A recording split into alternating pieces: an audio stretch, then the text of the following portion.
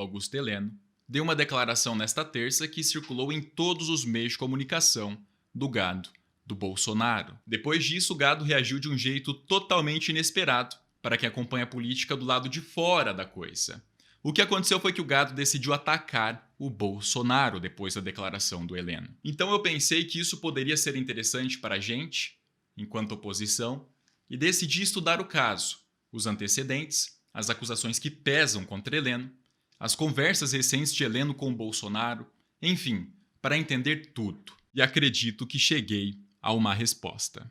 Eu preciso de vocês para saber se faz sentido, mas preciso especialmente da atenção de vocês até o final deste vídeo, porque o Heleno está levando adiante uma estratégia com o Bolsonaro para tentar reverter a provável derrota nas urnas em 2022. E isso tudo é muito sério.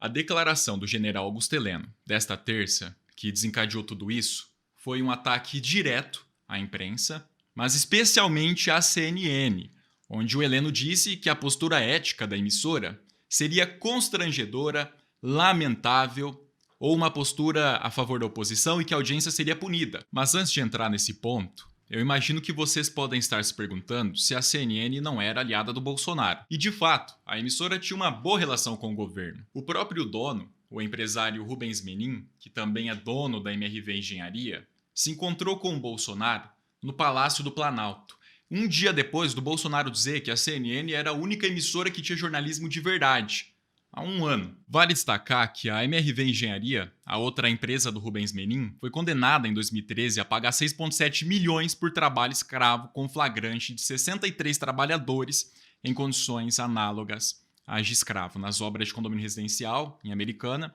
no interior de São Paulo, em fevereiro de 2011, onde se deu o flagrante. Mas o Bolsonaro só anda com cidadão de bem, né?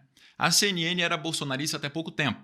Acontece que essa relação de amor acabou depois das manifestações históricas contra o Bolsonaro e depois de aparecerem todos os escândalos bilionários de corrupção das vacinas, em meio à maior pandemia do século, com mais de 500 mil de brasileiros mortos por culpa do governo federal, diretamente por culpa do governo federal.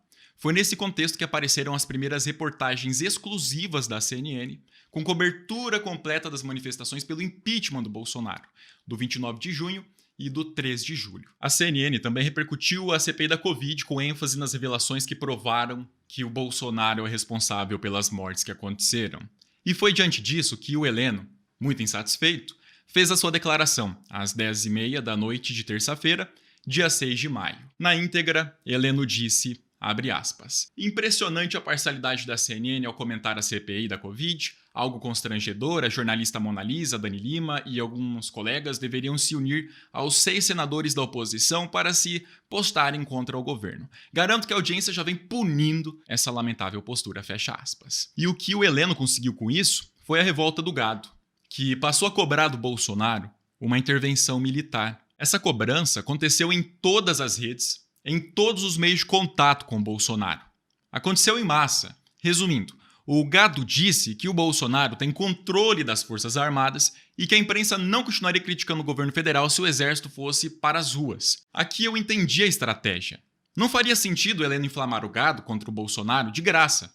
Só que passou a fazer sentido quando eu lembrei que a autoridade que mais deseja uma intervenção militar é o próprio Augusto Heleno. Ele que emitiu aquela nota que foi parar na PGR, dizendo que o STF deveria se comportar ou então o Exército Brasileiro poderia adotar as medidas de força necessárias. Além disso, ele também foi um dos grandes responsáveis por aquela reunião no gabinete do Bolsonaro, no Palácio do Planalto, no dia 22 de maio de 2020, que a revista Piauí investigou e descobriu que o Bolsonaro chegou a decidir mandar tropas ao STF contra os magistrados que haviam passado dos limites. Nessa reunião, estavam presentes 3 generais. O ministro-chefe da Casa Civil, Walter Braga Neto, o ministro-chefe da Secretaria de Governo, o Luiz Eduardo Ramos, e, claro, o Augusto Heleno do GSI. O ponto-chave disso tudo, o que eu preciso que vocês entendam, é que o Bolsonaro e seus ministros, especialmente o Heleno e os generais do governo,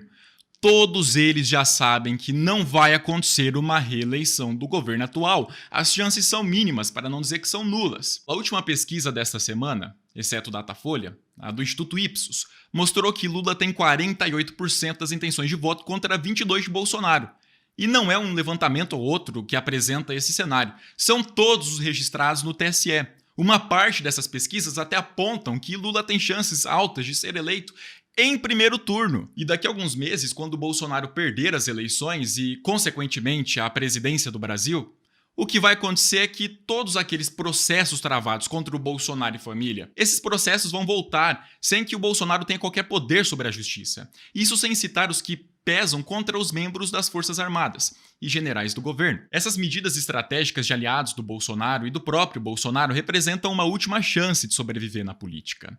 E nos próximos dias, com novas manifestações da oposição, com os esquemas de corrupção do governo sendo revelados, tudo isso, com a aproximação do processo eleitoral, a tendência é que o desespero vai ficar cada vez maior e, como consequência, medidas mais drásticas serão adotadas pelo Bolsonaro, por seus aliados, os generais e ministros do governo.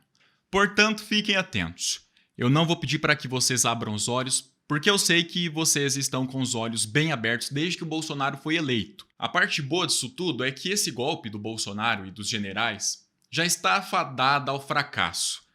Pode até ser tentado, mas não vai dar em nada, e o Bolsonaro vai ter que deixar a presidência do mesmo jeito. O próprio Donald Trump, que tinha um apoio midiático, financeiro e popular, um poder consideravelmente maior que o do Bolsonaro, tentou invadir o Capitólio americano e recuou no mesmo dia. Eu afirmo a vocês, sem medo de errar, que é impossível que um golpe aconteça no Brasil. É impossível.